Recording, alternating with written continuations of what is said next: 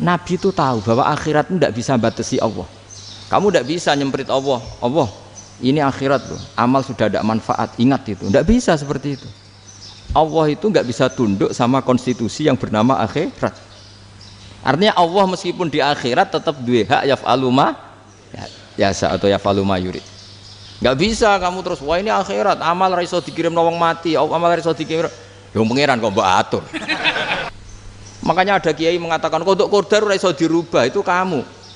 Makanya ada seorang kiai ditanya, kodok qadar ora iso dirubah sekali dicatat selesai. Jadi kiai tadi, tapi nak Allah iso. Dalile apa? Yang huwa ma yasha wa yusbit. Nak Allah ya iso, sing ra iso kan kita. Nah, Nabi itu tahu betul meskipun akhirat itu Allah masih bisa dinego saking baiknya. Ya Muhammad irfa' ra'sak wasal tu'ta wasa'tu safa. Semat sirahmu angkat. Kujo apa tak turuti. Terus semenjak itu Nabi minta apa? Syafaat. Karena dulu ulama itu sudut pandangnya itu ya seperti itu. Ada yang ulama suka ibadah itu sholat, ada yang milih apa tidur. Sampai Imam Ghazali bilang suatu saat ibadah terbaik di zaman akhir itu tidur kan. Sholat saja kalah sama tidur kan. Tapi itu loh ya, yang wajib tetap loh, terus kamu gak sholat wajib. Begini beliau mencontohkan itu. Ada orang sholat tahajud terus obsesinya itu ingin hajatnya terkabulkan. Sementara yang tidur obsesinya nikmati rahmatnya Allah, boleh tidur, bisa tidur. Kata Imam Ghazali, timbang kita tahajud terus nuntut pangeran aduk turu katanya. Mergo engko dia akibat terus setan memberi bisikan, lo nyatanya kamu tahajud ya gak terkabul, berarti cerita bahwa Nabi ngendikan kalau doa tahajud mustajab enggak. Daripada ngono ki aduk turu ora tau donga Imam Ghazali. Timbang abri-abri Islam kan, timbang elek-elekin apa? Islam. Jadi ulama itu mulai dulu itu sudah berpikir.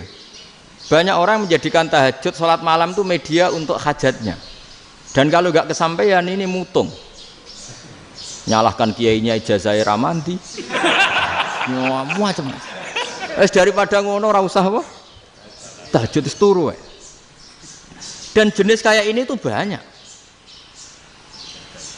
Makanya ulama kayak saya itu saenake dhewe itu ya jarak. Saya sering didolani muhibbin terus bilang Gus saya doakan gini-gini saya mau nyalon bupati atau saya gini. Saya bilang gak waduh orang dongo, nak ramandi darani ulama dongane ramandi.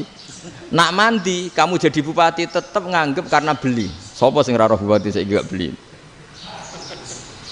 Ribet kan? Ketika mereka jadi ngunsurkan doa kamu apa karena kemarin beli? Yang beli maksudnya nggak beli nggak usah tersinggung. Jadi ribet ngadepin. Nggak artinya gini loh, doa itu jangan dipakai begitu loh. Kalau minta nasihat tak nasihati jadi bupati yang baik, gubernur yang kalau minta doa itu resikonya. Akhirnya kiai kalau diminta doa ya doa sebenarnya diisinya itu nggak doa kemenangan. Selamat. Itu nggak selamat gitu. Karena ribet. Makanya Islam itu doa itu setelah iman. Aturan iman benar baru doa. Aturan iman benar termasuk Allah itu yaf'alu ma yasha, boleh melakukan yang dikehendaki. Allah enggak boleh terdikte oleh doa kita, enggak boleh. Ya saya ulang lagi ya, mazhab Hasan Asyadzili ini khas kita. Jadi la ilaha illallah itu didahulukan sebelum istighfar. Tapi kebalikannya mazhab Imam Sanusi itu dibalik. La ilaha illallah itu kalimat yang sakral. Karena yang sakral dibutuhkan muqaddimah, yaitu yang melafadzkan harus yang sudah bersih, yang sudah steril baru melafadzkan la ilaha illallah. Maka dalam mazhab Sanusiyah istighfar dulu baru la ilaha illallah. Nah cara mazhab Abdul Hasan Asyadzili kebalikan, istighfar itu sah setelah sahnya tauhid. Kamu ikut mana tuh? Asyadzili apa Sanusiyah? Alhamdulillah sama-sama tidak paham ya sudah. Akhirnya sudah. Ya saya nggak kemana-mana kan gitu. Jadi apa ya? Terus ini saya teruskan ini biar khas pesantren atau khas NU lah, kalau bahasa Pak Rektor khas NU. Ini Ben sampean tahu beberapa perbedaan itu lazim, halaman 24. Ya halaman 24 sama 25. Tak baca ini masih orisinil. An Sufyan bin Uyainah ini juga gurunya Imam Syafi'i. Kata Sufyan bin Uyainah beliau cerita, kana Isa wa Yahya alaihi masalam ya'tiyanil qaryah. Fayas'alu Isa an syirari ahliha. Was'alu Yahya an khiyari ahliha. Jadi Nabi Isa dan Nabi Yahya itu satu generasi, sama-sama masih muda. Kalau di satu kampung yang Nabi Yahya tanya, ini keluarga terbaik siapa? Saya mau nginap di situ karena kumpul orang baik itu nyaman. Kalau Nabi Isa kebalikan, keluarga terburuk mana ya? Saya tak di situ. Nah terus akhirnya faqala lahu Yahya, lima tanzilu ala syirarin nas. Kenapa kalau kamu bermalam kok malah kumpul orang-orang yang nakal? Innama ana tabibun udawil mardo. Saya ini nabi ibarat dokter. Di mana-mana dokter yang ngumpuli yang sakit, ngobati yang sakit. Makanya di NU itu ya banyak Kiai Jazab mengumpuli yang nakal-nakal. Nak tepak yang ngentas yang nakal, nak ora tepak ya katut. Ini adu nyali lah sudah gitu. Tapi itu ada ilmunya, yaitu niru Nabi siapa? Isa. Kalau kamu dokter penelitian tuh cari daerah yang banyak pandemi apa yang bersih? Yang banyak pandemi, karena yang namanya penelitian ya di situ kan. Kalau kamu dakwah ngentas kemiskinan, ke daerah miskin apa daerah kaya? Nah sama, kalau ngentas kefasikan ke daerah fasik apa daerah orang soleh? Fasik. Ya, tapi itu Nabi Isa. Nah kalau kamu tidak Nabi kan potensinya kan ngadut itu. Tapi setidaknya bahwa kita sering disalahkan karena punya beberapa tokoh yang ngancani fasik-fasik, itu sebenarnya ada dalilnya, yaitu Nabi siapa? Isa. Nah terus masalah tegas dan lunak. Ketika ada mahasiswa misalnya pacaran, boncengan lanang dan perempuan, itu pilihan kita apa? Kalau tegas, terus gak mau mendengar kita. Misalnya gini contoh gampang, tak beri contoh Pak D. Jangan orang tua, nanti secara fikih itu beda. Nah ini kan kita orang pesantren, nah, biasa ngaji fikih detail. Kamu Pak D seorang perempuan, mahasiswi misalnya, sering pacaran. Setiap ke situ sama pacarnya kamu diam saja. Padahal kamu dosen keislaman. Mesti pamanaan kamu nyimpulkan, ternyata pacaran itu tidak apa-apa. Buktinya Pak D itu tidak negur, menengahi. Ini berarti as-sukut alal mungkar. Tapi kebalikannya, Pak D ini terkenal keras. Nak rono mesti radaku ponaan. Akhirnya yura rono. Mesti ngerti nak mesti diamuk. Nah, dua orang ini sama-sama gagal kan? Yang lunak menjadikan ponaannya pacaran terus karena enggak negur sehingga dikira membolehkan. Sing keras juga agak sempat bina wong rono era wani. Akhirnya dua orang ini sama-sama enggak ketemu, sama-sama enggak berkesempatan membina kan? Gagal membina kan? Karena yang keras ponaannya enggak pernah situ, berarti enggak bisa bina kan? Yang lunak membiarkan berarti juga ada bina. Nah, Islam itu antara dua itu. Ya agak terlalu lunak, enggak terlalu keras. Karena kalau terlalu keras, misalnya ada kiai terlalu keras, lu masyarakat mau tanya itu gimana? Lari kan? Lu saya ini punya pengalaman pribadi. Saya ini kan kecelok orang alim. Itu kalau pernah ya saya itu berusaha ya pokoknya ya umumnya orang alim lah. Tenang, terus anteng, enggak gejlok-gejlokan. Itu enggak ada yang tanya. Saya mimpi ketemu beberapa ulama itu disalahkan. Terus umat saya kalau mau tanya itu ke siapa? Wong alim wis wibawa, meneng tambah banget wibawane. Bala Quran sering gojlok rektor macam-macam. Terus wong wanita kok, saya biasa ke pasar pandangan dicegot orang. Gus, putri saya itu sering keluar darah tapi melebihi batas haid gini-gini. Kalau badhe sowan jenengan, gak usah sowan ning kene mbek ngadeg-ngadegan. Terus tanya, yang haid berapa hari, Gus? Ya supaya rudat ilal adat sebelum dia punya penyakit istihadah itu berapa? 6 hari ya sudah, kembali 6 hari lainnya mustahadah, tetap sholat, tetap normal. Tapi kalau sawi bawa moro pasar go tasbih duwilu. Iku mesti wong salaman njaluk donga yakin. Tapi baru kayak rada uraan ketemu wong-wong, dol pening ndi? Mak pening ndi? Gus beneran Gus ketemu jenengan kula wingi badhe tuwa kok. Akhirnya tanya. Dadi uraanku iku amdan. Lho nek sampean asli, iki asli uraan. Karena ndak uraan lah tetap ndak wibawa kan. Jadi baru kayak uraan itu ya banyak. Saya itu kalau ngantor di Jogja itu banyak orang yang tanya. Ya biasa tuh tanya macam-macam. Karena saya uraan. Ke pasar ya orang, bahkan di bis sering ketemu orang. Wah beneran Gus kalau badhe sowan jenengan badhe tanya ini. Ya sudah di sini aja. Jadi semua itu diilmoni. Nabi itu punya sisi yang dua-duanya jalan. Memang beliau luar biasa, dipilih Allah yang luar biasa. Nabi ketika wibawa itu banyak sahabat yang bahkan mengenali wajahnya aja tidak bisa. Ka'anna ala ru'usihim at-thair. Bayangannya seakan-akan di kepalanya itu ada burung yang takut terbang, saking antengnya. Tapi Nabi sekali mengeluarkan job, sekali santai, itu sahabat tanya itu sampai yang nggak pantas ditanyakan. Nabi saya tadi kumpul istri saya, tapi tidak inzal, itu wajib mandi ndak? Aro'aita law anna ahadana ya'ti imra'atahu wa lam yunzil. Itu ya ditanyakan. Nabi pun kumpul ya betul saged inzal sepundi. Guys betul lagi. Terus ya ada yang tanya macam-macam. Ini saking ada sahabat dipanggil Nabi tambah lari, dipanggil lagi tambah lari. Panjenengan nyeluk, oh pas kula kumpul bojo kula. Lah kula kuwatir jenengan orang suci, saya belum mandi, makanya saya lari. Nabi ngendikan innamal mukmin thahir, ya nak masalah ketemu kiai ra apa-apa ijek junub. Sementing kok nak salat ya adus sik. Tapi Nabi sekali pakai madzahirul jalal, tapi pakai wibawanya, itu orang enggak berani ngomong. Tapi sekali Nabi rileks, itu orang bisa tanya apa saja, termasuk halal yang enggak pantas. Lalu ada sahabat itu tanya lucu, tanya Maimunah. Maimunah itu ya cantik tapi sudah agak tua lah. Maimunah, ya umal mukminin, hukumnya ngambung bojo pas Ramadan piye? Wah gak roh aku, gak tahu diambung kan Nabi pas Ramadan. Tanya Saudah, wah malah ngarah diambung. Kalau Saudah itu kan wis tuwa itu. Lucunya istrinya jawab, tanya Aisyah yang mungkin Nabi. Iya, yang mungkin tanya Aisyah. Itu yang usul ya istrinya Nabi Maimunah. Selalu Aisyah. Tanya Mbak Aisyah. Ya Amirul ya umal mukminin gini-gini. Aisyah yang cantik masih perawan kan.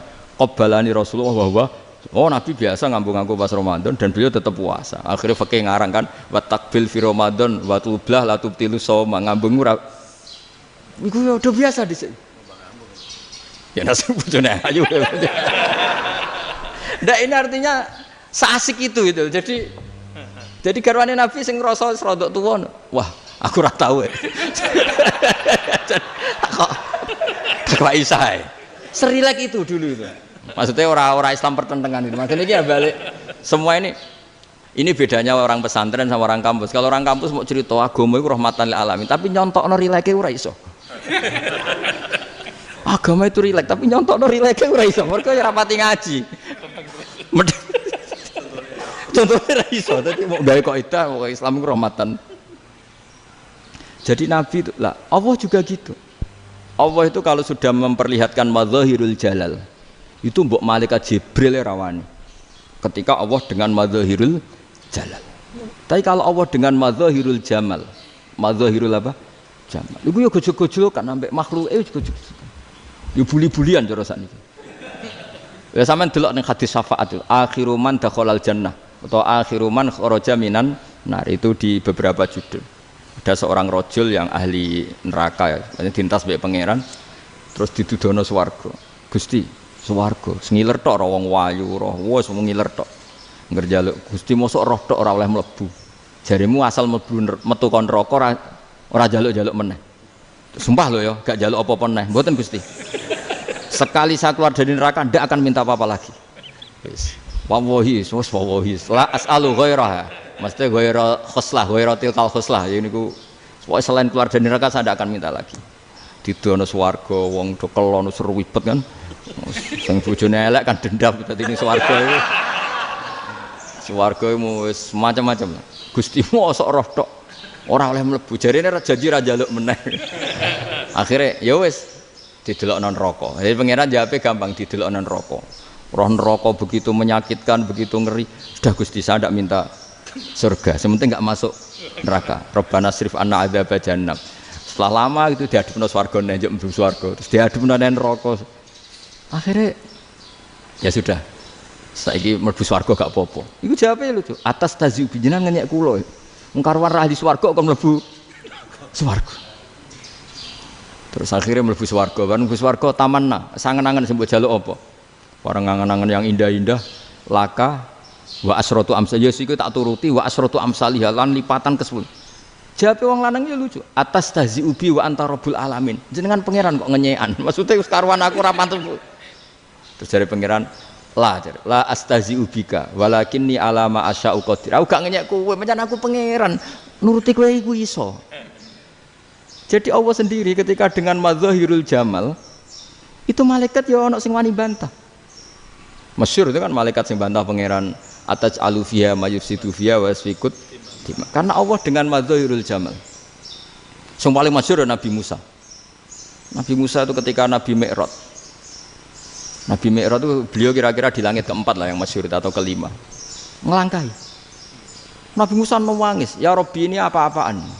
Orang sing ja'a ba'di kemudian melangkai makom saya ini apa-apaan? Dan Nabi Muhammad kan apapun hebatnya kan junior. Kok melangkai makom saya ini apa-apaan? Enggak fair. Sampai Nabi Muhammad itu tanya gini sama Jibril, reaksi Allah gimana ketika melihat Musa seperti itu? Jawab malaikat Jibril lucu, ya roh khiddatahu, Allah sapal gayane Musa, biar lucu. Ya dibiarin aja sama Allah. Tapi yang jenenge Nabi Musa itu kekasihnya Allah, tetap berkah bagi kita, betul. Ketika setelah Mi'raj diwajibkan sholat 50, gentenan Nabi Musa kelihatan nabinya.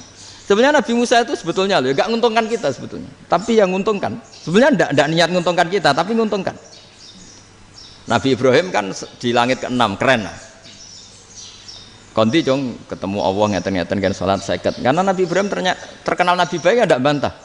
Bareng Nabi Musa, kenapa diceluk pangeran? Kula kan sholat ping 50. Inna ummataka la tutiku dalik. Wah, gak kuat umatmu. Serai-rai gak umatmu orang arah kuat 50 rakaat. Tapi sebenarnya Nabi Musa itu niatnya bukan membela kita. Fa inna ummati la umatku sing gagah-gagah ra iso meneh umat. Berarti sebetulnya ya itu masih pakai gengsinya gitu. Wes ngono-ngono lah sementing kita untung. Sebetulnya dia itu gak terima wong umat saya aja yang lebih kuat. Gak kuat apalagi umatmu. Lah terus sebutin irji ila rabbika fas'alhu takhfif. Itu berarti Allah dengan madzahirul jamal. Sudahlah, datang ke Allah minta keringanan. Allah itu baik. Minta, ambek Allah diringana mau 5 tok, jadi cek 45. Balik ke Nabi Musa, piro 45, cek ra kuat umat. Wong umat kowe ra kuat, dadi sebenarnya bela. Umat kowe ra kuat. Lho cara Nabi Muhammad model wong Malang, yo beda umatku mbek umatmu. Ribet kan? Beda. Loh, Nabi Muhammad kan tidak seperti itu kan, tidak punya akhlak Malang kan, akhlak. Maksudnya akhlaknya mujur itu, akhlak yang baik gitu. Ya akhlak yang mujur, bukan yang Malang gitu. Jadi Nabi ya manut. Tinggal 40 kan, dikurangi lagi 35 sampai 9 kali kan, masyhur itu. Ya kan kalau dikurangi 55 kan berarti turun naik kan 9 kali. Itu setelah 5 itu Nabi Musa aja usul masih ragu. Itu cara Nabi munggah nentek. Ini entek ya. Terus iya doa tuntas betul. Sebebas. Terus munggah ado-ado lha opo? Ngapain itu? Akhirnya Nabi Muhammad sudah sampun ya kalimah Allah, saya ini malu sama Allah Musa. Sudah 9 kali dan diturutin terus. Jadi Allah kalau dengan madzahirul jamal itu Nabi Musa biasa nego sama Allah. Tapi ketika Allah dengan madzahirul jalal itu Nabi Musa enggak berani. Yaitu di hadisus syafa'ah. Hadisus syafa'ah ketika manusia datang ke Nabi Adam, ya tuna Adam. Ya Adam anta abul basar ngene isfa'li ana inda rabbik. Kamu saya minta mensafaati kita. Nabi Musa, Nabi Adam, inna rabbi qad ghadibal yawma ghadaban lam yaghdab qablahu mislah wa la yaghdab ba'dahu mislah. Ini Allah sedang murka besar dan tidak akan murka seperti ini lagi. Sudah saya tidak berani, nafsi. Nabi Ibrahim enggak, termasuk Nabi Musa ketika itu ya enggak berani. Karena Allah dengan madzahirul jalal. Itu Nabi Musa enggak berani. Sudah saya sendiri itu pernah salah. Yaitu saya membunuh seseorang yang enggak disuruh oleh Allah membunuh itu. Yang pas jotosi orang Kipti. Akhirnya datang ke Nabi Muhammad. Pas ke Nabi Muhammad, Allah dengan madzahirul jamal. Apa dengan madzahirul jamal sampai Kanjeng Nabi ngendikan analah, saya akan memintakan syafaat kalian. Terus fa ahmadu rabbi bima hamida allamaniha rabbi. Saya muji Allah dengan pujian-pujian yang orang lain tidak tahu, hanya saya yang diajari, kata Rasulullah. Nah di sini menurut banyak ulama termasuk kitab yang saya baca, kenapa Muhammad sebagian namanya Ahmadu? Itu dari af'al tafdil, fa Muhammadun Ahmadu min ghairihi. Muhammad Rasulullah itu kalau muji Allah di atas cara mujinya Nabi yang lain. Jadi Ahmadu bukan dari fi'il mudhari' lil mutakallim tapi dari af'al apa? Tafdil. Fa Muhammadun Ahmadu min ghairihi. bahwa Kanjeng Nabi Muhammad SAW itu cara mujinya Allah di atas pujian para nabi. Makanya di sini Sayyid Ali Zainal Abidin kalau muji hamdal hamidin wa fauqa hamdil hamidin. Jadi pujian saya ini di atas rata-rata cara mereka apa? Memuji. Yaitu sirinya apa? Nabi itu tahu bahwa akhirat itu tidak bisa batasi Allah. Kamu tidak bisa nyemprit Allah. Allah, ini akhirat loh. Amal sudah ada manfaat. Ingat itu. Tidak bisa seperti itu. Allah itu nggak bisa tunduk sama konstitusi yang bernama akhirat. Artinya Allah meskipun di akhirat tetap duwe hak yaf'alu ma yasa atau yaf'alu ma yurid. Nggak bisa kamu terus wah ini akhirat amal ra iso dikirim wong mati, amal ra iso dikirim. Ya pangeran kok mbok atur. Kalau kita yang mengirimkan tidak bisa, tapi kalau Allah tetap bisa. Makanya ada kiai mengatakan kodok qadar ora iso dirubah, itu kamu. Makanya ada seorang kiai ditanya, kodok qadar ora iso dirubah sekali dicatat selesai. Jadi kiai tadi, tapi nak Allah iso. Dalile apa ya huwa ma yasha wa yusbit. Nak Allah ya iso, sing ra iso kan kita. Nah, Nabi itu tahu betul meskipun akhirat itu Allah masih bisa dinego saking baiknya. Akhirnya Nabi sujud, masyhur itu terus, ya Muhammad irfa' ra'sak wasal tu ta wasatu safa. Semat sirahmu angkat, kunjuk apa tak turuti. Terus semenjak itu Nabi minta apa? Syafaat. Jadi makanya terus banyak GNU sing macam-macam lah. Sing ana sing potongane wedi terus hati-hati. Iku berarti makome Madhahirul Jalal. Ana sing amen guyon nek makome Madhahirul Jamal. Ana sing ra jelas ngene iki, sing ra jelas. Nak guyu buanter kok nangis yo buanter. Jebule urusan utang. Lah ini sudah yang udah. Jadi makanya yang rileks saja. Sebenarnya agama ini santai, rileks karena agama ini harus bifarohin wasururin. Enggak boleh agama ini dibawa dengan kekerasan, dengan antisosial. Karena agama ini harus kul bi fadlillah bi rahmati fa bidzalika falyafrahu, harus senang, harus rileks. Makanya saya jadi kiai itu senang takutnya gini. Sekali saya tidak senang jadi presiden buruk. Ternyata jadi wong alim ora enak, itu contohnya. Sampai merengut terus uripe susah, nanti orang tidak berani jadi orang alim. Makanya saya buktikan bahwa saya lebih bahagia dibanding rektor. Nanti orang ingin jadi rektor semua, nggak ingin jadi orang alim. Iya, makanya ini kan bentuk kearifan lah. Jenengan ngakui fungsi kiai kayak saya itu bentuk kearifan. Saya juga ngakui jenengan ini butuh kearifan. Saya sering didolani KUA itu. Itu rata-rata ya didikan kiai. Kompilasi hukum Islam itu banyak ya, janda cantik. Contohnya harus cantik, kalau jelek nggak mungkin terjadi kan. Ada janda cantik kebetulan suka kawin tapi takut zina. Saya ulang lagi, suka kawin tapi takut. Itu seringnya gitu Pak Rektor. Jadi dia kawin bosen, bilang ke KUA, Pak saya sekarang mau nikah sama ini. Loh, tapi kamu mau punya suami. Ya tapi kan nggak tercatat Pak. Itu KUA-nya rata-rata itu nggak berani. Meskipun nggak tercatat, karena secara fikih meskipun nggak tercatat tetap dia seorang perempuan yang bersuami, maka nggak boleh nikah sama orang lain. Tapi secara hukum santri nggak bisa dong menikahkan perempuan sing dzati zaujin yang punya suami. Jadi ini barokahnya kerjasama yang baik. Jadi di masyarakat itu tertanam didikan kiai nggak boleh nikahkan perempuan yang bersuami. Tapi di KUA ngikuti hukum formal. Dan di Indonesia itu KUA itu rata-rata konsultasinya ya sama kiai, sehingga ya nggak berani akhirnya meskipun aku wedi mlebu neraka mbak gak iso. Dan itu buahnya. Seorang lagi ya, makanya ini kan pesantren itu nggak boleh mati. Orang kiai-kiai kayak saya nggak jelas-jelas itu harus lebih jelas lagi. Karena ini yang on time, yang online, yang siapa saja bisa tanya. Saya itu SMS saya itu nggak punya HP WA. HP jadul itu SMS-nya tiap hari tak berapa, orang yang tanya dari Kalimantan, dari Aceh. Gus di kampung saya ada masjid 2 itu yang sama, ada yang dari orang perkotaan, Gus di perumahan baru ada masjid, yang Jumatan baru orang 12, sah enggak? Ya langsung saya jawab, sah. Dalilnya ini. Ya sudah, tapi kata Imam Syafi'i gini harus orang 40, itu mazhab Syafi'i, dalam mazhab yang lain gini-gini. Itu kalau tanya rektor itu kan ribet. Masuk ajudan dulu, asisten dulu, panjang.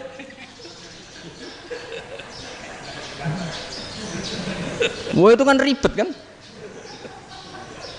Manggil dosen dekan VAI dipanggil, dekan VAI nggak mau langsung jawab, cari dosen yang nekuni itu. Usul fikih saya nekuni itu baru seminar, nunggu dulu mbak ini orangnya baru. Panjang kan? Bisa tutup Islam kalau kesuwen.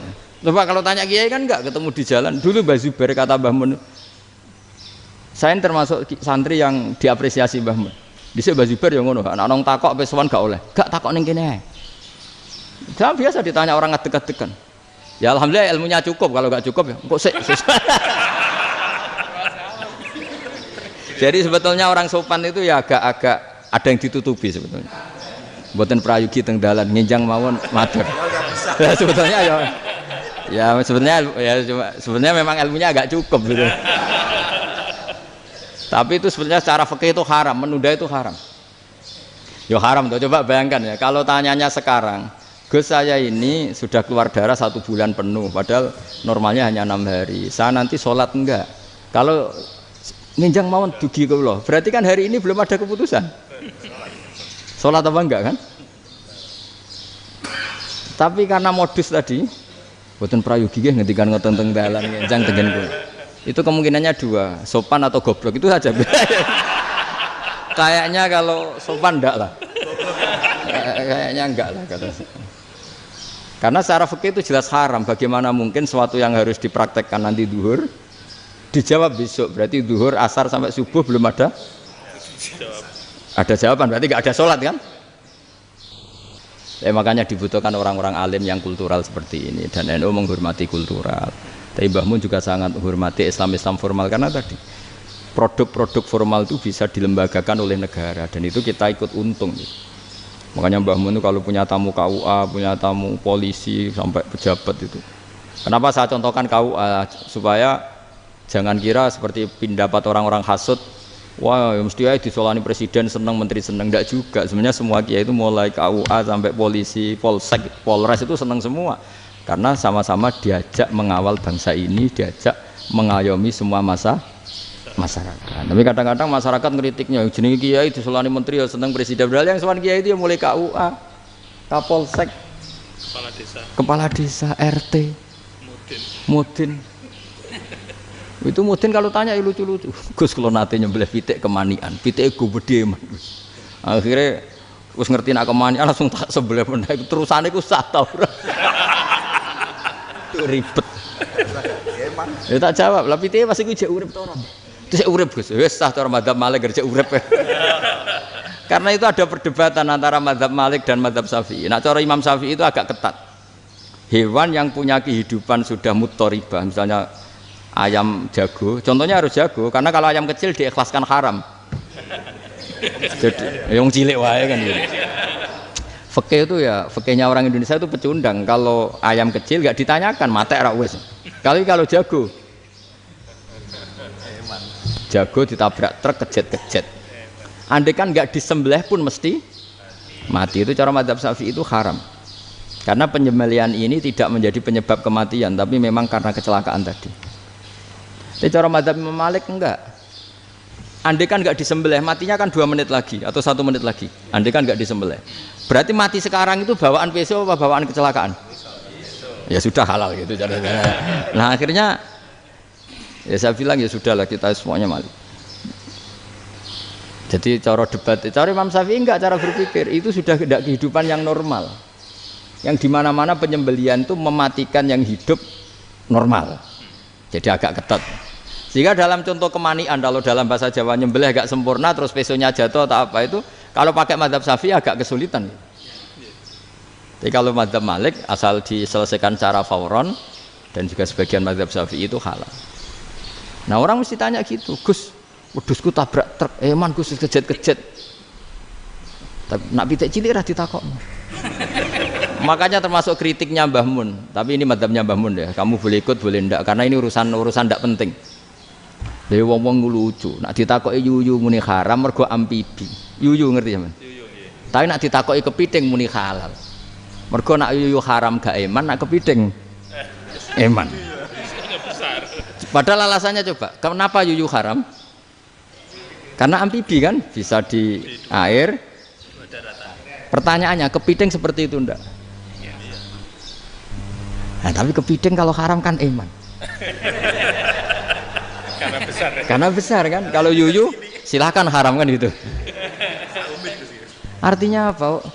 Fikih kita ini agak-agak pecundang gitu, agak-agak pertimbangan. Iya, ini lucu kan? Kualitatif. Coba alasannya yuyu haram karena apa? Amfibi kan? Hidup dua alam. Pertanyaannya kepiting seperti itu enggak? Iya. Iya, kenapa kalau orang tanya, yuyu haram apa halal? Rata-rata jawab haram. Tapi kalau kepiting mulai khilaf. Loh mestinya kan sama kan? Nah itu Karena unsur imannya. iya tadi. Saya juga sering melihat tonggo-tonggo itu. Ayam cuwilik sakmene ketabrak truk, enggak ada yang tanya. Tapi saya pernah jalan-jalan di Naruan sini. Ono jago ketabrak, sing duwe langsung marani kula pas saya naik motor. Gus ini halal apa haram? Nak langsung kula sebelah halal apa haram? Wis kanggo kowe halal ya halal. Karena saya tahu tak jawab haram mesti kecewa itu. Aduh. Akhirnya kiai ini beratnya kan. Ya akhirnya ya saya setelah itu mate Imam Syafi'i ngapunten umat kula tuh ora siap ngangge madzhab jenengan tuh ndak siap. Untuk mazhab ini tidak sama. Iya kan akhirnya pakai madzhabnya Imam Malik tadi. Ya tak Fatihah Imam Syafi'i ini mboten niat nglawan jenengan. Tapi ngobati tiang eman. Mergo pitike besar itu. Jadi ini kan cerita ya itu makanya yang rileks saja lah bahwa Islam ini yang rileks, yang menyenangkan karena ya agama ini harus menyenangkan. Raditu billahi robba. Raditu itu seneng banget, ridho itu puas. Enggak boleh beragama pertuntungan terus emosinan, ya marem atau raditu itu marem jadi yang nyaman. Ya saya kira demikian. Assalamualaikum warahmatullahi wabarakatuh.